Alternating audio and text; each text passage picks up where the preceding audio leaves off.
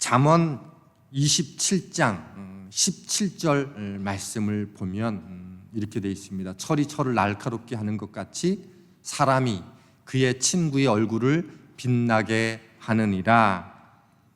이 본문의 말씀은 사람과 사람 사이의 관계의 중요성들을 이야기해 주면서 그 관계가 어떻게 상대방에게 놀라운 영향을 미치는지를 알려주는 말씀입니다.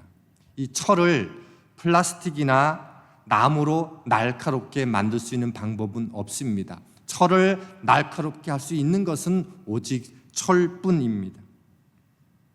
이것이 사람에게 적용할 수 있다고 하면 사람을 사람답게, 사람을 책임 있는 존재로, 그리고 말씀에 민감하고 사람다운 삶을 살아가게 하는 그 일들은 다른 어떤 것이 아니라 사람이 사람을 그렇게 만들 수 있다는 뜻입니다.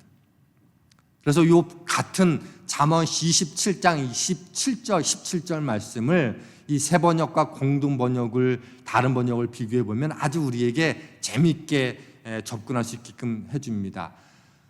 쇠붙이는 쇠붙이로 쳐야 날이 날카롭게 서듯이 사람도 친구와 부대껴야 지혜가 예려진다, 이렇게 되어 있고요. 이 공동 번역은 쇠는 쇠에 대고 낙하라야 날이 서고 사람은 이웃과 비비되며 살아야 다듬어진다. 새 번역은 사람과 사람이 서로 부딪히며 살아야지만 그 지혜가 예려진다라고 말씀해 주고 있고, 공동 번역은 비비되며 살아야지만 다듬어진다, 이렇게 말씀해 주고 있어요. 결국은 함께 어울리고 또 함께 서로 부딪히고 때로는 갈등하고 때로는 그 속에서 의무를 발견하면서 서로가 서로를 의미 있게 만들어 간다는 뜻입니다. 사람이 함께 산다고 하는 것은 물론 부대끼고 비비되며 사는 것이 우리에게 좋은 의미도 있지만 때로는 그 안에 아픔도 주기도 하고 갈등도 주기도 하고 고통도 함께 전해오는 경우도 있습니다. 그럼에도 불구하고 성경이 우리에게 주시는 약속의 말씀은 함께 부딪히고 어울리며 비비되게 될 때 한 사람의 인격이 자라고 성숙하게 되어지고 주님을 닮아가는 존재가 된다는 뜻입니다. 그래서 하나님은 사람들을 다양한 공동체 안에 살게 하셨습니다. 가정이라는 공동체, 직장이나 학교라고 하는 공동체, 그리고 믿음의 길을 걸어가는 사람들은 교회라고 하는 공동체 안에 함께 살도록 만드셨어요. 그래서 사람이라는 자체가 함께 서로 기대며 살아가는 존재라고 그렇게 말씀해 주고 있습니다. 그래서 아무도 혼자서 살아가는 사람들은 없습니다. 우리가 가족 공동체에서 가족끼리 한 집에 살다 보면 좋은 일이 훨씬 더 많지만 부딪히며 살다 보면 가장 사랑하는 사람들 앞에서 아픔도 받고 치기도 하고 고통도 경험합니다.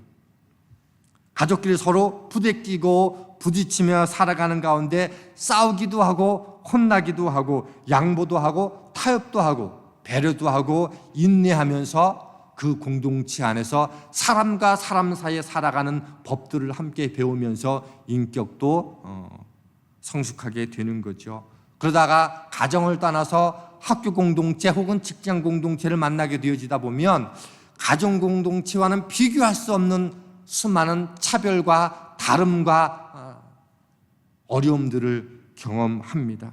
스타일이 다르고 자라는 환경도 다르고 취향도 다릅니다. 비슷한 사람을 만나기도 하지만 너무도 달라라고 말하는 사람들을 만납니다. 그곳에서 부딪히지 않고 우리가 살아갈 방법은 없습니다. 또 신앙인들은 교회 공동체 안에서 함께 살아갑니다. 그리고 다 느끼시고 공감하는 것이지만 교회를 다니면 그곳에 다 천사만 있지 않습니다. 옛 성품 때문에 늘 옛 사람의 모습들, 하나님을 알지 못했던 그런 성품 속에 살아가는 모습들이 문득문득 말과 언행을 통해서 나타납니다. 정말 오래간만에 마음 다 잡고 내가 어렸을 때 교회는 다녔었는데 다시금 그것이 떠올라서 오래간만에 마음을 다잡고 교회를 갔는데 참 천사답지 않은 모습들을 보고는 상처받는다는 이야기들도 많이 듣습니다. 우리는 어디에서든지 부대끼며 그리고 비비대며 살아갑니다. 그리고 한번 생각해 보시자고요. 만약에 철이 사람처럼 신경을 가지고 있는 존재라고 한다면 철이 철을 날카롭게 하듯이 사람의 신경을 건드릴 때 그것이 얼마나 아프고 고통스러울까요? 그런데 성경은 말합니다. 그러한 과정을 겪지 않고서는 지혜가 예리해질 수 없고 우리가 우리의 삶이, 우리의 성품이, 우리의 인격이 다듬어질 수 있는 방법은 없다고 성경은 말하고 있습니다. 그래서 하나님은 사람을 다듬으시고 성숙하고 성장하면서 주님을 닮아가는 모습을 만들 때 내 곁에 동물들을 두신 것이 아니고 내 곁에 어떤 다른 자연을 두신 게 아니고 우리 곁에 사람을 두셨어요. 가정이라는 공동체 안에 내 곁에 사람을 두시고 직장과 학교라는 공동체 안에 사람을 두고 교회 공동체 안에 사람을 두셔서 때로는 칭찬을 통해서 때로는 책망이라는 방법을 통해서 우리를 빚어 가시기로 작정하셨습니다. 예수님은 교회의 머리가 되신다고 말씀해 주셨고 교회는 그리스도의 몸이라고 말씀해 주시고 그리고 교회는 다양한 지체들이 모여서 하나의 그리스도의 몸을 이루어가는 공동체라고 말씀을 하셨어요. 그래서 우리는 서로 함께 교제하고 부대끼고 비비대며 함께 살아가면서 교회라고 하는 공동체의 몸을 주님이라고 하는 그 몸 자체를 함께 연결해서 만들어가는 존재로 우리를 교회라는 곳에 부르셨어요. 그리고 오늘 우리가 함께 읽은 이 본문을 통해서 성경은 우리가 함께 있다라고 하는 것이 어떤 의미인지 그리고 그것이 우리에게 어떤 기쁨을 주는지를 알려주고 있습니다.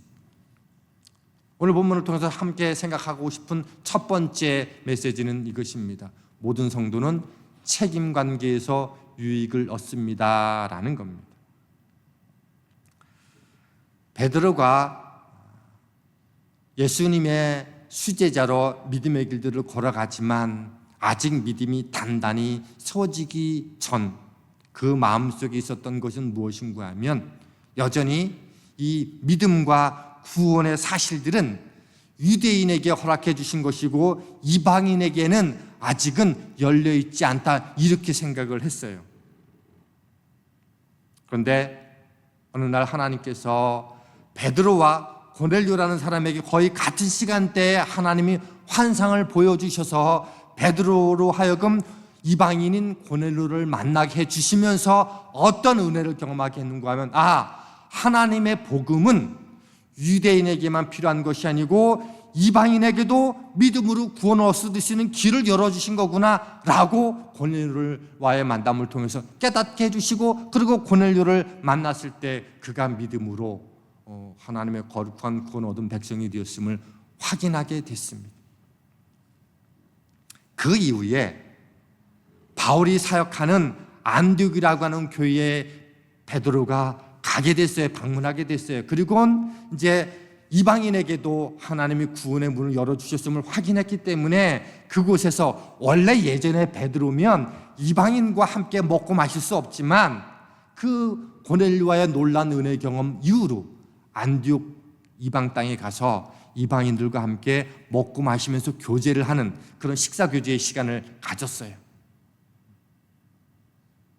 근데 어느 날 예루살렘에서 이 안디옥 교회를 방문하고자 온 유대인인 그리스도인들이 함께 안디옥 교회에 온다는 소식을 듣고는 그리고 그들이 가까이 왔다는 얘기를 듣고는 얼른 이방인들과 교제하는 자리를 피해서 숨었던 일들이 있어요. 그리고 그 이야기를 바울이 듣게 됐어요. 그리고는 그 자리를 얼른 피해서 가는 거죠. 그리고 그것을 들은 바울이 베드로를 책망하는 이야기가 나옵니다. 그래서 갈라디아서 2장 12절 말씀을 보면 이렇게 되어 있어요. 야고보에게서 온, 그러니까 이건 예루살렘 교회에서 온 사람들을 말하는 거예요. 야고보에서 온 어떤 이들이 이르기를 전에 게바라 이방인과 함께 먹다가 그들이 오매 그가 할례자들을 두려워하여 떠나 물러가매. 이방인들과 함께 먹다가 그들이 가까이 온다는 소식을 듣고는 얼른 그들을 두려워해서 물러갔다. 쉽게 말하면 자리를 피했다는 거죠. 그리고 바울이 그 소식을 듣고는 화가 잔뜩 나가지고 베드로를 엄청나게 책망했다는 얘기가 2장 12절 이하에 함께 나옵니다. 왜 이런 일이 일어났을까요? 베드로가 내가 고넬료를 통해서 이방인들도 구원 얻었으니 이방인들과 함께 교제하는 것들도 괜찮다고 생각했지만 어떤 유대인 그리스도인들이 아직도 할례를 통해서지만 그리스도인이 된다 할지라도 할례를 받거나 율법을 지켜야 된다는 생각들이 많았기 때문에 그들한테 책 잡힐까 봐 무엇인가를 이렇게 흠 잡힐까 봐 그게 아마 두려웠던 것 같아요. 그래서 자리를 얼른 피했던 거죠. 그러면서 깨닫는 것은 내가 갖고 있는 이 믿음이 이것이 진리이고 올바른 것이라 할지라도 때때로는 사람이나 환경 때문에 그 믿음의 진리를 수호하지 못하는 결정을 할 때가 우리도 얼마든지 있을 수 있다는 거예요. 그런 베드로를 향해서 바울은 신랄하게 그를 비판하고 그것은 믿음의 바른 행동이 아니다라고 12제자 가운데 특별히 예루살렘 교회의 최종 수제자로서 역할들을 감당하는 그 베드로에게 따끔한 일침을 내렸습니다. 여러분 한번 생각해 보시죠. 여러분이 수제자 베드로예요. 그런데 아직 당시에 사도 바울을 정말로 예수 그리스도가 직접 택하신 사도도 아니고 그냥 그는 스스로가 부활하신 주님을 다메섹에서 만났다라고 하는 것 위에는 사람들이 덜 인정하는 그런 때에 내가 그래도 수제자인데 나한테 그렇게 책망을 해 결코 쉽지 않아요. 그런데 그 바울의 책망을 베드로가 겸손하게 받아들이고 그리고 그의 생각과 행동을 변화시키게 됩니다. 그래서 베드로전서 1장 1절에는 서두에 인사할 때 뭐라고 얘기하는가 하면 유대인이나 이방인이나 하나님 나라에서는 다 함께 하나입니다. 이렇게 인사를 하면서 시작을 해요. 그리고 뿐만 아니라 사도행전 15장으로 넘어가면 예루살렘에 최초로 회의가 벌어지게 되는데 그 이유가 무엇인가 하면 이방인들이 예수를 믿고 나면 할례를 해야 될 것인가 말 것인가 율법을 지켜야 될 것인가 말 것인가에 대한 논쟁 때문에 그 회의가 벌어지게 되는데 그때 제일 처음으로 이 사도 베드로가 바울과 바나바의 제자들 가운데 베드로가 증언을 합니다. 하나님의 구원은 유대인들에게만 필요한 것이 아니고 이방인들에게도 동일하게 오직 믿음으로 가능합니다라고 하는 것을 증언하게 되어지고 그 결과 야고보가 선포하기를 이방인들에게도 오직 믿음으로만 구원이 가능하고 율법이나 할례를 강요하지 않아도 된다라고 하는 놀라운 선포의 역사적인 출발점이 그곳에서 이루어지게 되어지고 바로 그 가운데 베드로가 귀한 역할들을 감당합니다. 그 힘이 어디에 있었을까요? 내 곁에 믿음의 동력자인 바울이 나와 같은 레벨과 다를 수 없는 그런 사람이 전해주는 책망과 권면을 기쁨으로 받아들이고 책임 있는 권면을 기쁘게 받아들이고 수용한 까닭에 베드로는 더욱더 믿음이 단단히 서가게 되었다라고 하는 거예요. 그리고 그 일 가운데에는 바울과 같은 놀라운 믿음의 형제 동력자가 있었다는 겁니다. 우리는요 모두 베드로와 이 바울과 같은 존재가 될 수 있습니다. 모든 성도는요 인정하거나 인정하든 인정하지 않든 내가 믿음을 갖고 생각하고 있는 그 믿음의 생각들에 대해서 때때로는 잘못 생각할 수 있고 오류에 빠진 것들이 있을 수 있어요. 그럴 때 누군가가 기꺼이 기쁨으로 지혜롭게 말씀해 주는 것에 대해서 받아들일 수 있는 그런 관계가 교회 안에는 필요하다라고 하는 거예요. 우리는 바울의 책임 있는 권면과 그리고 그 말을 기쁨으로 받아들인 베드로 때문에 예루살렘 공회를 통해서 온 이방 땅에 하나님의 복음이 전해질 수 있는 놀라운 결과를 만들어냈고, 그 결과를 우리가 얻은 까닭에 우리가 지금 믿음의 길을 걸어가게 됐다는 것입니다.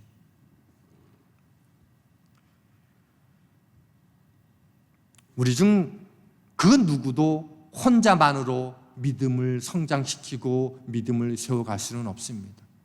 그래서 하나님은 믿음의 공동체 안에 서로 다른 생각과 서로 다른 가치를 가지고, 그리고 하나님 말씀에 대한 깊이와 이해가 다른 사람들 옆에 두셔서 때로는 나의 오류를 책임 있게 권면해주고, 때로는 누군가의 오류를 책임 있게 권면해주는 관계를 통해서 함께 믿음의 공동체가 견고하게 세워가도록 하나님은 우리를 공동체로 불러주셨다는 겁니다. 하나님은요, 우리 중 그 누구도 혼자서 주변 사람 도움 없이 믿음이 성장할 수 있도록 그렇게 설계하지 않았습니다. 그리고 가만히 되돌아보면 우리가 여기까지 온 것도 나 홀로의 믿음이 아니라 내 곁에 누군가의 믿음과 삶의 모습 때문에 오늘 내가 되었고, 또 누군가도 또 나의 믿음의 권면과 사랑과 격려와 책망 때문에 여기까지 왔다라고 하는 것, 우리는 아무도 부인할 수 없습니다. 그 부분이 누군가에게는 친구일 수 있고, 누구는 부모가 될 수 있고, 누구는 자녀가 될 수도 있습니다. 두 번째, 이 책임 관계에는 정직과 겸손을 요구한다는 겁니다. 책임 관계에서 이 정직과 겸손의 중요성은 사울과 다윗의 삶 속에서 우리에게 가장 잘 보여주는 내용입니다. 사무엘상 15장에는 사울이 왕 되었을 때 아말렉과 싸우게 되어진 일들이 생겼어요. 그때 하나님께서 말씀하시기를 너희들은 이 아말렉과 전쟁에서 이기게 될 터인데 그때 아말렉을 하나도 남기지 말고 다 진멸하라, 이렇게 말씀해 주셨어요. 그리고 이 전쟁에서 하나님으로 인하여 승리했는데 사울은 아말렉 사람들 다 진멸하지 않았어요. 그리고는 이 전쟁에서 승리가 하나님 때문에 주어진 것인데 나 때문에 주어졌다는 것들을 알리고 싶어서 길갈에 자기 기념비, 전쟁 승전비를 세우고자 했어요. 그것을 알고 있었던 사무엘이 사울에게 책망을 합니다. 그러자 자기의 잘못을 하나도 인정하지 않고 오히려 백성들에게 다 책임을 떠넘기는 일을 합니다. 그때 사무엘을 통해서 하나님이 놀라운 일들을 사울에게 해주는데 그것이 사무엘상 15장 22절 말씀입니다. 여호와께서 번제와 다른 제사를 그의 목소리를 청종하는 것을 좋아하심같이 좋아하시겠나이까? 순종이 제사보다 낫고 듣는 것이 수당의 기름보다 나으니. 순종하는 것이 어떤 예배보다도 소중하다, 그러면서 그 이후로 사울이 왕으로부터 하나님으로부터 버림받는 일들이 주어집니다. 그는 베드로에게 바울처럼 사무엘 선지자가 칼이 칼을 날카롭게 하듯이 그 날카롭게 할 수 있는, 지혜로울 수 있는 기회를 주어졌지만 그는 그것을 실패했습니다. 반면에 시편 51편에는 다윗이 밧세바를 범하고 그의 남편 우리야, 자기의 충직한 장수를 전쟁터에서 죽이게 하는 크나큰 죄를 범하고서 나서도 내가 무엇을 잘못했는지 모르고 있을 그때에 하나님은 나단 선지자를 보내서 그의 죄악을 낱낱이 들춰냈습니다. 그리고는 다윗은 그 하나님 앞에 모든 죄에 대한 책임은 철저하게 나에게 있음을 깨닫고 하나님 앞에 철저하게 회개하는 그 내용이 시편 51편의 내용입니다. 그리고 시편 51편 17절은 이렇게 말씀해 주고 있어요. 하나님께서 구하시는 제사는 상한 심령이라 하나님이여 상하고 통회하는 마음을 주께서 멸시하지 아니하시리이다. 이런 고백들을 끊임없이 하게 되어지고, 그리고 51장 4절에서는 내가 하나님께만 죄를 범하였다, 그리고 심판하실 때 주님은 의로우시다라고 고백하면서 하나님이 내가 하나님 앞에 회개하고 낱낱이 자복하지만 하나님이 그런 나를 심판하셔도 나는 마땅히 감당하고 하나님을 심판하는 것이 마땅합니다라고 하는 고백까지 함께 나갑니다. 사울과 다윗은 동일하게 하나님 앞에서 죄를 저질렀어요. 그리고 두 사람 앞에 동일하게 철이 철을 날카롭게 하듯이 사울에게는 사무엘이 있었고 다윗에게는 나단 선지자가 있었어요. 사울은 사무엘 선지자의 말을 귀담아 듣지도 않았고 다윗은 나단 선지자의 말을 날카롭게 가슴에 파고들듯이 그것을 받아들이고 그리고 전혀 다른 인생을 살았어요. 한 사람이 철이 철을 날카롭게 하듯이 누군가의 권면을 수용하지 않았을 때 그 인생이 결국은 끝자락이 되었고 가정도 끝장되었고 나라도 위태했지만 또 한 사람이 그 날카롭게 하는 그 말씀을 내 것으로 취했을 때 그 인생이 살게 되었고 그 나라가 복된 길로 나가게 되었다는 겁니다. 우리는 누구나 부족하고 실수하고 하나님 앞에서 연약함을 드러낼 수 있어요. 그래서 우리는 가정에서 공동체가 필요하고 직장이나 일터에서 내 곁에 누군가가 필요하고 교회 공동체에서 함께 서로 이야기하고 나누며 함께 격려하고 때로는 잘못된 것들을 함께 권면할 수 있는 그런 사람들이 우리는 필요로 합니다. 그래서 때로는 내가 사울일 수 있고 내가 다윗일 수 있을 때 누군가의 사무엘의 이야기, 누군가의 나단 선지자 이야기 같은 그런 추상 같은 하나님의 말씀을 대언하는 말씀을 통해서 우리 자신을 날카롭게 할 수 있고 그것을 거부할 수도 있다는 거예요. 혹은 우리 가운데 누군가는 실수하고 연약하고 부족한 것들을 바라보면서 누군가에게 사무엘이 될 수 있고 나단 선지자가 될 수 있고요. 혹은 누군가에게는 바울이 될 수 있습니다. 우리는 책임관계에서 부족함을 정직과 겸손함으로 받아들이게 될 때 그것은 한 개인이 다시금 성장하고 더 단단하게 세워질 수 있는 길이 될 수도 있지만 정반대의 길로도 갈 수 있다는 거예요.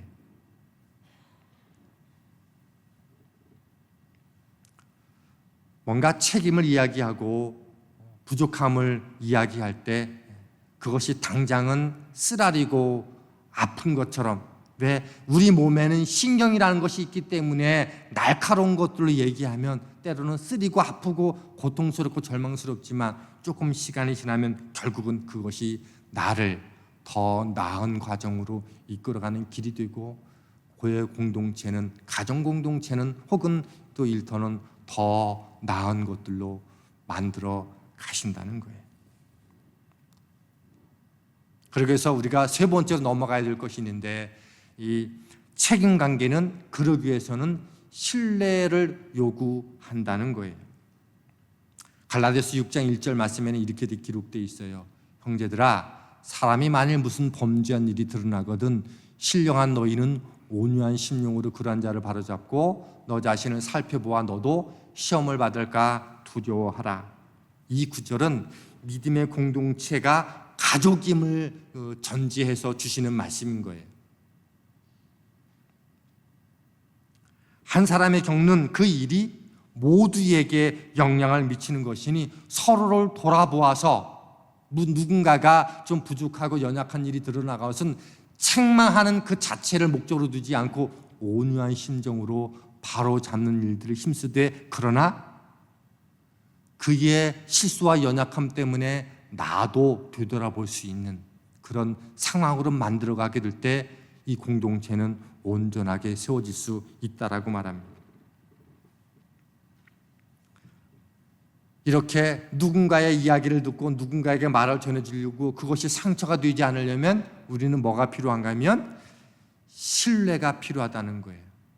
우리는 믿음의 가족이지 가족 안에서 때로는 자녀가, 남편이, 아내가 저 아쉬운 것을 바라보면 더 의미 있는 발전을 위해서 때로는 권면도 하고 부탁도 하고 당부도 하는 것처럼 교회 공동체도 그렇게 관계를 맺어 가야 된다는 거죠. 그런데 어떻게 하라? 온유함으로 하라는 거예요.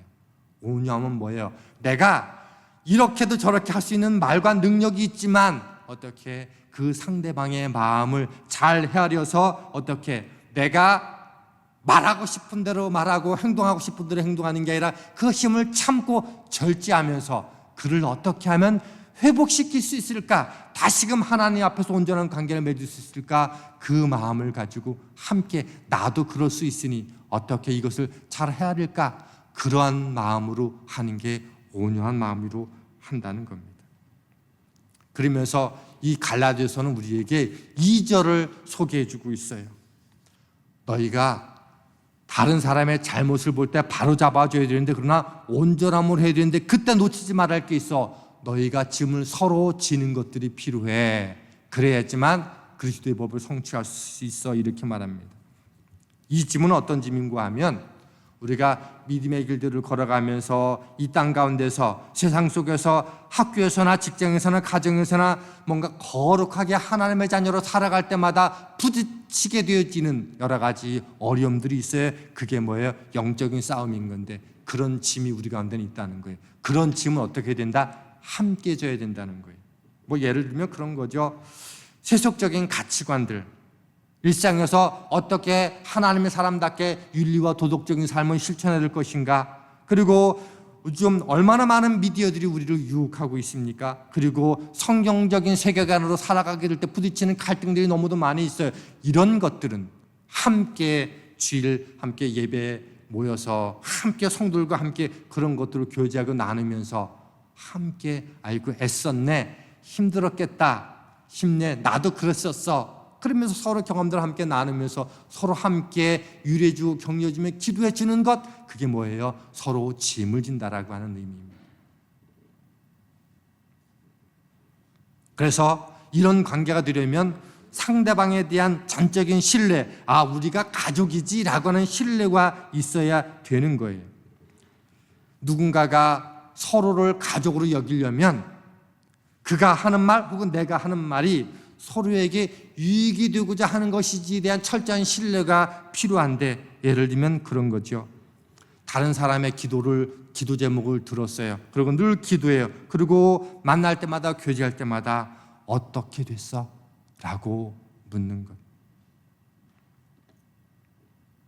그래서 나는 늘 믿음 생활을 하면서 기도하는 것들이 나의 유익만이 아니라 내 곁에 성도들의 유익을 위해서 오늘도 나는 기도하고 있고 나의 존재 이유야라고 하는 것들을 함께 나눠지는 공동체, 그것이 서로의 짐을 지면서 함께 책임 있는 관계를 만들어가는 길이다, 이렇게 말씀해 주고 있습니다. 그러면서 5절은 이렇게 말씀해 주고 있어요. 각각 자기의 짐을 질 것이라. 그 얘기는 무슨 뜻일까요? 함께 져야 짐이 있고 각각 자기가 지어야 될 짐이 있다는 거예요. 교회 공동체 안에서 함께 찬양하고 함께 예배하고 함께 교육받고 함께 선교하고 또 교제하는 것들은 함께 공동체로서 우리가 만들어가야 될 것이고요. 그리고 교회는 그리스도의 몸이고 우리는 그리스도의 몸을 이루는 각각의 지체이기 때문에 각각의 지체가 자기에게 주어진 은사와 재능과 시간과 여건들을 가지고 최선을 다할 때 어떻게 그것은 각자 자기가 지는 짐이 된다는 거예요. 근데 이게 얼마나 중요한가 하면 예수님은 그래서 성경은 이것을 우리 몸으로 비유하고 있지 않아요. 눈이 손더러 너는 손이 왜 필요하냐 이렇게 말하지 않잖아요. 그죠? 손이 발더러 너는 필요하지 않다라고 말하지 않아요.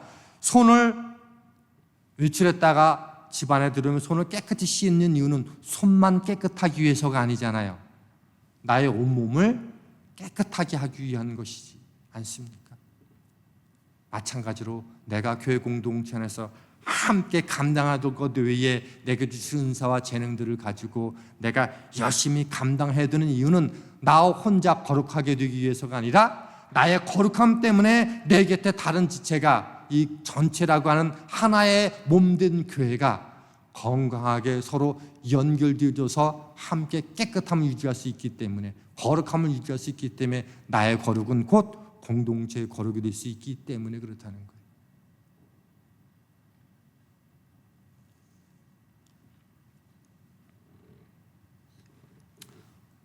이제 말씀을 좀 정리하려고 하는데요. 고양이가 사자가 되려고 하면 내 눈앞에 있는 사냥감을 바꿔야 됩니다. 작은 것에 매이면 시야가 좁아지고 당장의 만족을 쫓으면 큰 기회를 놓치게 됩니다. 심리학적으로 인간의 행동은 습관에 비롯된다라고 이야기를 합니다. 반복된 선택이 우리의 자아를 의미 있게 만들어갑니다. 사소한 불만에 마음을 빼앗기고 순간의 감정에 휘둘리고 나면 우리는 결코 성장할 수 없습니다. 위대함은 목표의 크기가 우리를 위대하게 결정해 주는 것이 아니라 내가 무엇을 버릴 줄 아는가, 그리고 어떤 이야기를 수용할 줄 아는가가 우리를 바꿔갈 수 있습니다. 사자가 되고 싶다면 내 눈앞에 작은 동물의 내 시선과 마음을 빼앗기는 것에 시간을 허비할 수는 없습니다. 우리가 행해야 될 중요한 것 하나는 지금보다 훨씬 더 크고 훨씬 더 위대한 하나님의 일들을 감당하도록 하나님은 우리를 공동체로 부르셨습니다. 우리는 믿음의 길로 걸어가다 보면 때때로 사울과 같이 될 수도 있고요, 다윗처럼 실수할 수 있습니다. 그럴 때마다 내 곁에 필요한 것은 나단 선지자 같은 사람이 필요하고, 때로는 사무엘과 같은 사람들이 필요합니다. 때때로는 누군가가 실수하고 부족하고 넘어졌을 때 내가 누군가의 바울이 될 수 있고 사무엘이 될 수 있으면 나단 선지자가 될 수도 있습니다.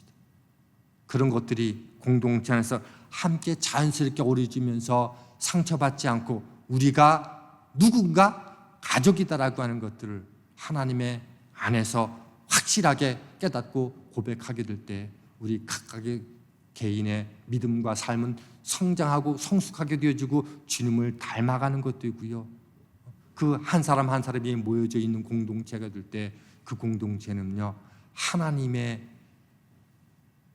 법을 온전히 성취할 수 있는 기쁨이 되는 줄 믿습니다. 여러분 한 사람 한 사람이 여러분의 가정에서, 그 여러분의 직장과 일터에서, 그리고 교회 공동체에서 때로는 같이 짐을 져야 될 것, 때로는 각자가 져야 될 그 짐을 온전히 감당함으로 말미암아 여러분 자신이 성숙하고 성장되어지고, 그리고 여러분에 속한 모든 공동체가 여러분 때문에 빛을 발할 수 있는 귀한 축복이 가득하게 되길 주님의 이름으로 축원합니다. 우리 함께 충만이라는 찬양을 좀 함께 좀 하려고 합니다.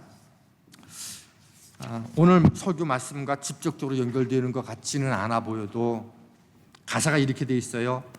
무명이어도 공허하지 않는 것은, 고난 중에서도 견뎌낼 수 있는 것은 예수님 때문이다. 오늘 우리가 실수하고 부족하고 넘어져도 우리 안에 계신 예수님 때문에 우리가 삶의 의미를 느낀다면 오늘도 가정 공동체를, 그리고 교회 공동체를, 여러분이 머물러 있는 모든 공동체 속에서 하나님의 꿈이 아름답게 펼쳐질 거라고 믿습니다. 그 이유는 바로 예수님 때문입니다. 찬양하겠습니다.